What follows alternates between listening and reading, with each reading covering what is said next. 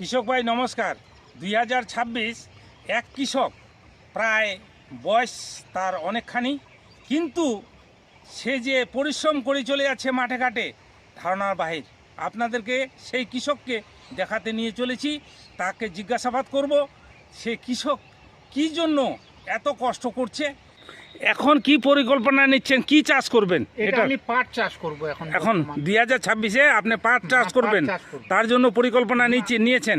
হ্যাঁ, তো আপনার বয়স কতখানি? বয়স আমার 80 বছর। 80 বছর রানিং।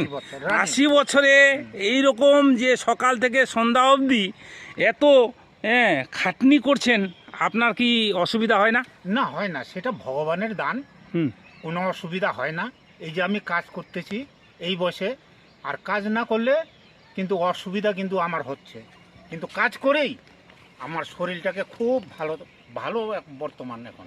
তাহলে এই বয়সে যদি আপনারা কাজ করেন এই বয়সে, তাহলে কিন্তু শরীর কিন্তু ভালো থাকে, তাই না? ভালো থাকে, ঠিক ভালো থাকে। তাহলে দর্শককে আপনি কি বলবেন?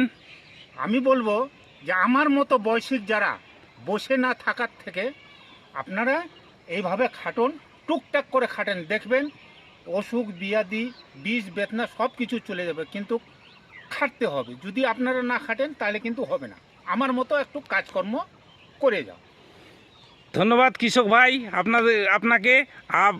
দর্শক আপনাদেরকেও আমি বলছি, আপনারাও এই বয়সে বসে থাকবেন না, চলতে থাকবেন, তাহলে কিন্তু আপনার শরীর চর্চা ঠিক থাকবে। নমস্কার, জিতেনের কৃষি কথায়।